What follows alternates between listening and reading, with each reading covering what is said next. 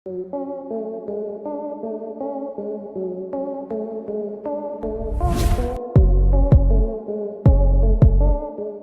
आप डीएनए की लंबाई तो जानते ही होंगे। अगर नहीं तो ये तो जानते ही होंगे कि दूध में उफान क्यों आता है, या शायद ये तो जानते होंगे कि विज्ञान ने किस महिला को सबसे सुंदर बताया है। अगर नहीं जानते तो जुड़े रहिए फैक्ट टेक इन हिंदी के साथ। आज हम इन्हीं सब बातों को बताने वाले हैं। आइए शुरू करते हैं। डीएनए की लंबाई कितनी होती है, आइए थोड़ा मोटा मोटा समझते हैं। दरअसल अगर आप केवल एक कोशिका यानी सेल में मौजूद डीएनए को खींचकर सीधा कर सकें तो वो लगभग 6 फुट से ज्यादा बड़ा हो सकता है, यानी एक एवरेज आदमी से ज्यादा लंबा। लेकिन हम यहाँ सिर्फ एक डीएनए की बात कर रहे हैं। हाल ही के शोध की रिपोर्ट्स के अनुसार वयस्क शरीर में औसतन 30 खरब कोशिकाएं होती है। यदि आप कोशिकाओं में उपस्थित डीएनए मॉलिक्यूल को सीधा कर सकें तो इनकी लंबाई 34 अरब मील तक हो सकती है। लेकिन इस दूरी को हम कैसे समझ सकते हैं? आपको पता होगा कि सूर्य और धरती के बीच की दूरी लगभग 15 करोड़ किलोमीटर है, और अगर डीएनए को एक लाइन में सीधा लगा दें तो आप 200 बार धरती से सूर्य तक चक्कर लगा सकते हैं। यही नहीं, आप 8000 बार धरती के चारों ओर घूम सकते हैं।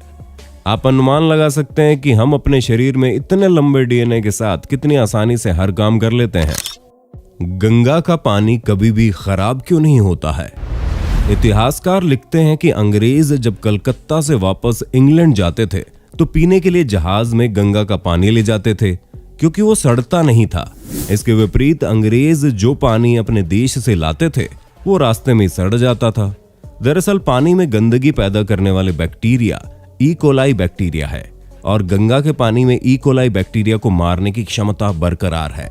इसके अलावा दूसरे परीक्षण के लिए 3 तरह का गंगा जल लिया गया, एक ताजा, दूसरा 8 साल पुराना और तीसरा 16 साल पुराना। वैज्ञानिकों ने पाया कि ताजे गंगा जल में बैक्टीरिया 3 दिन तक जीवित रहा, 8 साल पुराने पानी में 1 हफ्ते और 16 साल पुराने पानी में 15 दिन। यानी तीनों तरह के गंगा जल में ई कोलाई बैक्टीरिया जीवित नहीं रह पाया। हालांकि उन्होंने पाया कि गर्म करने से पानी की प्रतिरोधक क्षमता कुछ कम हो जाती है। वैज्ञानिक कहते हैं कि गंगा के पानी में बैक्टीरिया को खाने वाले बैक्टीरियोफेज वायरस होते हैं। ये वायरस बैक्टीरिया की तादाद बढ़ते ही सक्रिय हो जाते हैं और बैक्टीरिया को मारने के बाद फिर छिप जाते हैं। वैज्ञानिक बताते हैं कि गंगा जब हिमालय से आती है तो कई तरह की मिट्टी, कई तरह के खनिज, कई तरह की जड़ी बूटियों से मिलती मिलाती है। कुल मिलाकर कुछ ऐसा मिश्रण बनता है जिसे वो अभी तक नहीं समझ पाए। यही नहीं, गंगा के पानी में सीधे वातावरण में ऑक्सीजन सोखने की अद्भुत क्षमता है। इसके अलावा दूसरी नदियों के मुकाबले गंगा में सड़ने वाली गंदगी को हजम करने की क्षमता 15 से 20 गुना ज्यादा है।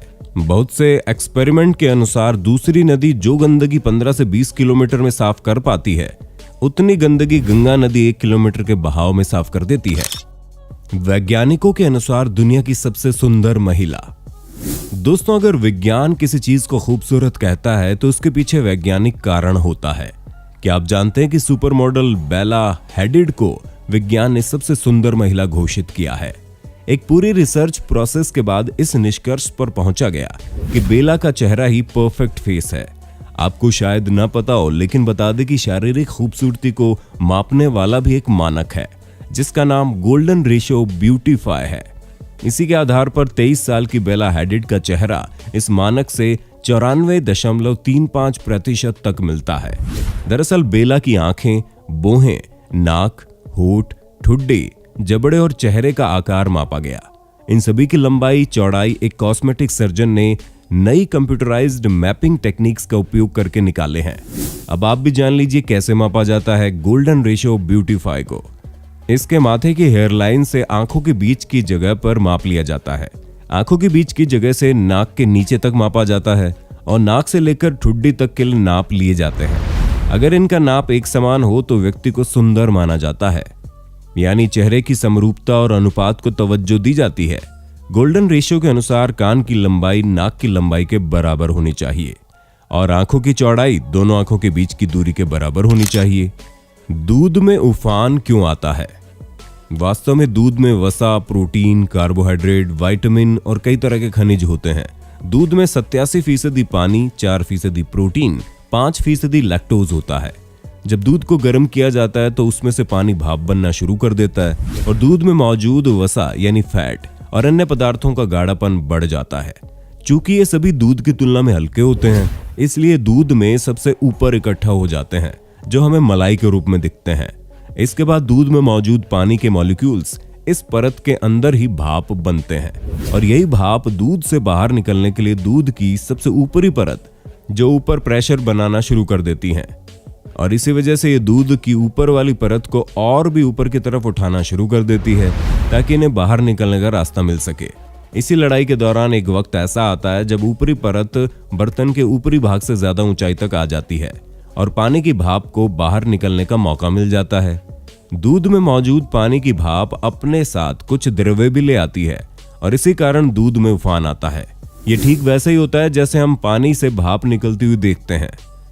अब आप कहेंगे कि पानी में ऐसा उबाल क्यों नहीं आता?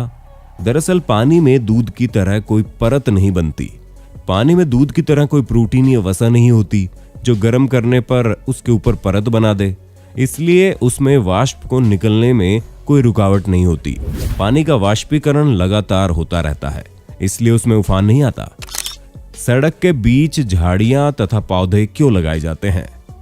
बहुत सारे लोग सोचते होंगे कि ये पेड़ और झाड़ियां सड़कों को सुंदर दिखाने के लिए लगाए जाते हैं, लेकिन ऐसा बिल्कुल भी नहीं है। दरअसल ये पेड़ और झाड़ियों को डिवाइडर के ऊपर इसलिए लगाया जाता है ताकि रात के समय एक ओर से आने वाले वाहनों की हेडलाइट की रोशनी दूसरी ओर से आने वाले वाहनों पर न पड़े और किसी ओर से वाहन चालकों को कोई समस्या ना हो। कई बार इन पेड़ और झाड़ियों के न होने की वजह से दूसरी ओर से आ रहे वाहनों की हेडलाइट से आ रही खतरनाक चमक ड्राइवर की आंखों पर बहुत तेज पड़ती है और ड्राइवर वाहन के रास्ते का सही अंदाजा नहीं लगा पाते और खतरनाक सड़क हादसे हो जाते हैं। इसी को देखते हुए पेड़ और झाड़ियां सड़कों के बीच में डिवाइडर पर लगाए जाते हैं। इन पेड़ और झाड़ियों को सड़कों के बीच और किनारे लगाने को एक और फायदा है कि इनकी वजह से जंगली जानवर भी सड़कों पर नहीं आ पाते हैं, क्योंकि कई बार जंगली जानवरों के भी सड़कों के बीच में आ जाने से सड़क हादसे होने की संभावना रहती है और यही कारण है कि सड़क के बीच झाड़ियां तथा पौधे लगाए जाते हैं। तो दोस्तों, आज के वीडियो में बस इतना ही। आपको जानकारी कैसी लगी हमें कमेंट करके जरूर बताइए और हमारे चैनल फैक्ट टेक इन हिंदी को सब्सक्राइब भी कर लीजिए। धन्यवाद।